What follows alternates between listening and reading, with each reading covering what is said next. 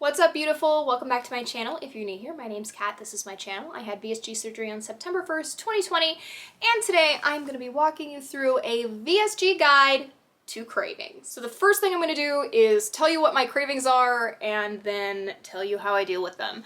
And so as a just general disclaimer, this is all kind of based off of where you are in your journey. Until you hit that like 12 to 16 mark where everything is back on the table post-surgery, especially with VSG, which is what I have experience with, so I can't talk bypass or RNY or anything, because those are different. But it depends on where you are in your journey based on how you can handle certain cravings, because certain foods might not be available for you yet. So this is for the cravings that I have 1 year post-op that would probably be safe for people 18 plus weeks out from surgery, or whenever your doctor has cleared you to eat everything again, whether or not carbonated soda is on that list. So I have 3 cravings that hit me the most, and they are chips, soda, and fast food hamburgers. So those are the things that I ate before surgery a lot. So those are the things that I really want to eat a lot post-surgery. The easiest way to deal with a craving is to find an alternative. So I have found an easy alternative for chips. I really like Quest protein chips. Somebody asked me about an alternative for Quest protein chips, and I really don't have one. And I know that's not helpful, but I would encourage you, if you don't like the texture of the triangular ones, try the ones that are like, what are they, hexagons? They're more of a rounded shape versus the triangles. Try those ones instead because they have a different texture, but still really good flavor. I think you can get like the sour cream and onion and the cheddar sour cream ones in the other like shape. And I hated the triangular ones to start with, and then I was only eating the other ones. I tried them again and now I love them. But try the other one. You might also want to jump over to your like local health food store. We have like Natural Grocers and Sprouts here in Kansas City, and those guys have a lot of other options. There's Beano's, which I think have a decent amount of protein in them. If you're looking for chips with protein, just go through your like local health food aisle or local health food store and look at the protein compared to the carbs on those chips if you're looking for a snacky chip. The other thing I really like about Quest chips, and I am not sponsored, God, I wish they would sponsor me, but is that they have 20 grams of protein in a bag.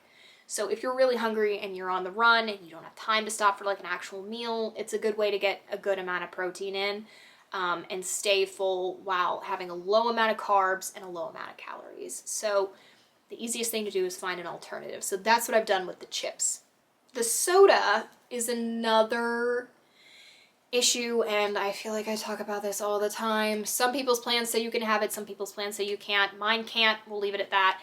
And the way I have gotten around that is that sometimes you're gonna crave things you can't eat anymore, and you just have to get over it. And I know that's not like the best thing to say to somebody, but like, you had 80% of your stomach removed, there are gonna be some sacrifices. And if my sacrifice is Diet Coke and Red Bull, that's what my sacrifice was. So I've replaced it with things like flavored water, and every once in a while I get a really big craving for one, or like my husband will get a really big Dr. Pepper, and I'll just like lick the rim so I can get the flavor. It's really sad and pathetic, but sometimes I just have just the tiniest little flavor of it, and that's good enough usually. But you kind of just have to get over some of it. I find that a lot of people do not have large lists of things they absolutely cannot eat or they will throw up. I have done a video on things I can't eat post VSG. I can eat all of those things. I just don't like to, or they don't make me feel great. They don't sit well in my stomach, but there's nothing other than soda that I cannot have, or I will either ruin my surgery or be totally sick. You know, I could eat French fries. I choose not to.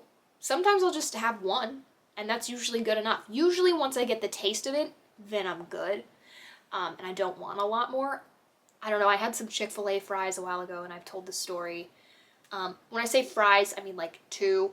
But they were so greasy and they made me so nauseous that like even smelling Chick-fil-A French fries now makes me want to throw up. They're just off the menu. And like sometimes you might have to experiment with things for them to eventually be off the menu or to see what is still on the menu. Another thing that I do is, okay, so my example is always like donuts or cake, right? So you want donuts or you want birthday cake or whatever it is. Get one or one piece, right? We have Lamar's donuts here in Kansas City. They are by far the best donuts you'll ever eat in your life. You can fight me on it. I will fight you. But they're absolutely delicious. And every once in a while I get a craving. There's one within a very short driving distance of my home. And sometimes when we go out for our Sunday coffees, my husband wants to stop and get a donut. Sometimes I want one, sometimes I don't. When I do want one, I get one donut. Can I finish a whole glazed donut? No. No, I cannot. So usually, if I'm craving a donut, I buy one glazed donut, eat what I can of the glazed donut, I satisfy the craving, and I move on so it doesn't torture me. I'm not sitting around going, I can't eat this, I can't eat that, I can't have this, I can't have that.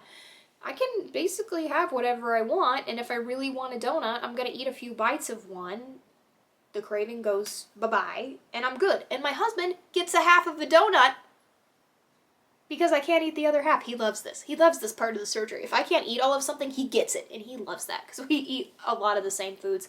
We like a lot of the same foods, so he's always happy with this arrangement. But finding alternatives, giving into your cravings, which sounds like a crazy thing to say, and just dealing with it are kind of the best things that you can do. Some things you're just gonna have to deal with. Some things I think it's better to let yourself have so that you don't get obsessed with it, because the thing is, from somebody who used to be an overeater, you have this concept of, I really, really want something, so I'm gonna binge eat. But you can't binge eat anymore. So to get myself out of that frame of mind, I let myself have the small amount of whatever that item is. I get the binging part out of my brain as I'm trying to mentally work through that as well, which I do with my therapist, which is important. And then it goes away, and then I don't have to obsess over, I want a donut, but I can't have one. I want one, but I can't have one. We're going to a birthday party. I want a piece of cake, but I can't have one. I always take a bigger piece of cake than I can have. And guess what? It's okay to throw away food. This is the other thing, that clean plate thing that we all of us millennials basically grew up on. Ignore that. It's a lie. It's a social construct. Nobody gives a crap if you clean your plate or not. Nobody cares. Eat what you can eat. Throw the rest away. Or give it to your husband if you have a husband or a boyfriend or a girlfriend or a significant other. Give it to your partner. They'll probably love it, and they'll love having an extra half of a piece of cake. So those are kind of my tips on cravings. You're gonna have them, so you have to have a game plan on what to do. Find an alternative, have a little bit and let the craving pass, or just deal with it. So decide which of those things you can do or come up with your own option, and I think you'll be good to go. Cravings are really not that big of a deal for me anymore. And I don't really worry about them all that much. I just let myself have what I want, and I move on with my life, and I try to make sure that I don't focus my entire day around food, because there are so many more wonderful things to look at and think about and experience in this world than just food. So I hope this video was helpful in some way. If it was, leave me a fruit of your choice emoji in the comments below. Subscribe if you haven't already and become a Warrior Crew member. And I'll catch you next week. Love you. Bye.